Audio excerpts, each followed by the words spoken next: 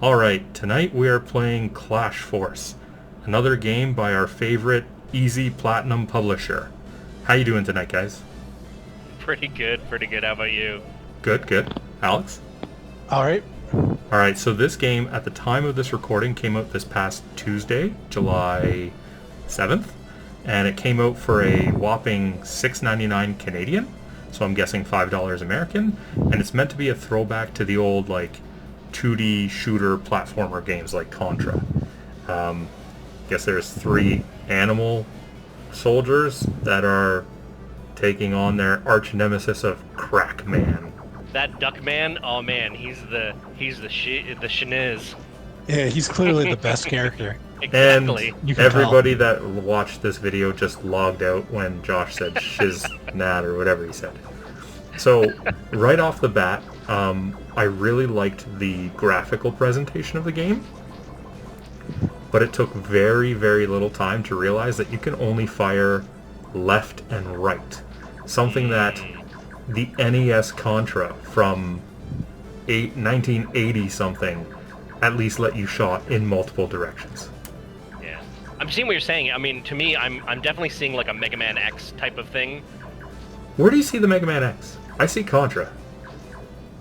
I mean, just with the I don't know, Contra and Mega Man X have a different visual aspect. The shooting, okay, Contra, but the actual look of everything, like the blockiness of stuff, is definitely much more Mega Man X to me. Everything except for the characters, which look very cartoony and kind of clashed. Like the background, foreground, even the weapon effects, and the monsters, they do all look sort of a really nice Super Nintendo era graphical style, but that character model, not so much. No, I use some more muscles. I can see what you're saying. It's like an 8-bit character put over a 16-bit level. Yeah. Yeah. So when it comes to weapons in this game, there's tons of pickups. You obviously want to get either the spread or the spread flamethrower because of your inability to shoot up and down. Yeah, just gives you more range that way, right? Yeah, and if you take damage at all, you go back to the default weapon. So it's not like a one-hit death like in Contra. Mm-hmm. You do get 3 hit points, but you do have to pick up new pickups. Obviously, you keep your weapon if you had a shield. You just lose the shield, but beyond that, you have to go back. So it's a little bit more forgiving in that regard. It has a very simplistic level design, I'm noticing. Like, you just go from left to right, up and down, but the landscape itself doesn't actually seem like it's any part of the challenge, really. Interesting you should say that. As soon as he gets the bouncing mushrooms. but even with the bouncing mushrooms, like, you bounce and then you go right. Well, like there's not too much. Like, I don't see the terrain as being a challenge like it is in a lot of games like this where there's, spikes and all sorts of terrain dangers, right? Well, I mean, I get what you're those bubbles saying. are causing some problems. As you were saying. You guys are really good at predicting this. Well, I mean, but think about the old throwback shooter games like Contra, anything on the NES, SNES. The terrain wasn't really a challenge. Okay, there's some spikes. Later levels, there's some laser beams that, say, travel back and forth on the ceiling that will shoot down at you. But really, it's more just like a shoot 'em up, right? Like those airplane or the flying enemies ones. that get in your way. Yeah. It's and bullets. Yes, exactly. It's not meant to be the level. It's more the combination of everything that's being thrown at you. And now that I say that, I do have a level later in the game at the end of this video that shows you just how badly things get thrown at you. Because up until now, I was actually really enjoying the game, and I was excited to report that we had a good game from this publisher on our hands.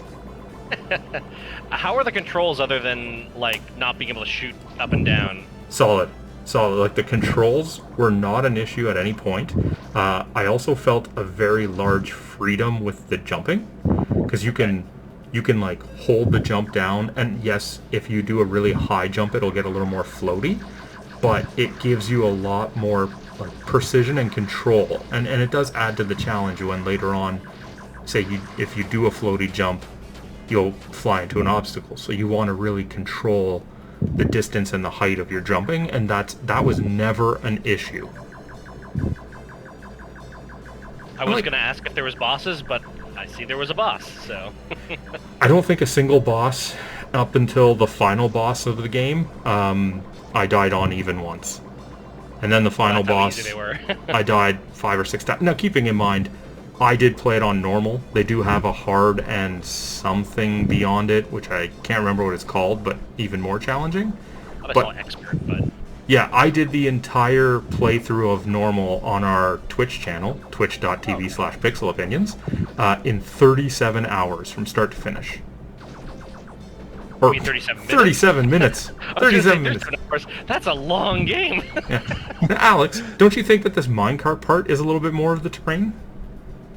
You stood on a minecart and just went from left to right. That didn't seem that interesting to me. So this is the level that I didn't have in my original recording, which is why you'll see a different character. I'm now playing the Scorpion, who has no different abilities. He just looks different. Those clouds. But, like, look at the clouds. There's like, laser beams that are being shot at me that are white and come out of nowhere with no warning and blend in very often with the clouds. Well, they look like missiles, too. Like, even if you spot them, it's like, oh, that looks like a missile. Maybe they were trying to replicate one of the NES really bad things they did when they were making games. So it's these final 3 levels that involve, like, being on the missiles here. You eventually land on the ship that's shooting the missiles to you. That go from being, like, challenging or fun to, like, difficult because they're cheap and they throw everything at you. And this is where my enjoyment of the game completely died. Yeah, I can see why. Yeah, I mean, up until then, it really seemed the only enemy that was giving you trouble was the bubblefish. But now it's like everything. I think those clouds, even though they can't even damage you, are the true enemy of this level. Well, the thing about the bubblefish is kind of the same thing with these missiles. They would shoot it as they're jumping out of the water without any real warning, and it just kind of came at you. So you didn't have time to prepare or to react, really. And that's what, like, this level on a much larger scale became. And you'll notice that I'm, dying a lot more just because, like, there's nothing I can do, right? Like, it's not like I'm playing poorly, it's just like the game just throws everything at you. And I got through it just through persistence. But anyway, roughly 30 seconds left. Do you continue after the first opinion? No. That's a no for me. I was torn on this one. For the first 12-ish levels, I would have said yes. But after playing those last 3, I would say no. I mean, I did continue because I was streaming it. But if I wasn't, I probably still would have finished it for the platinum because I was already playing it. But in principle, it would be a do not play after first impressions. All right.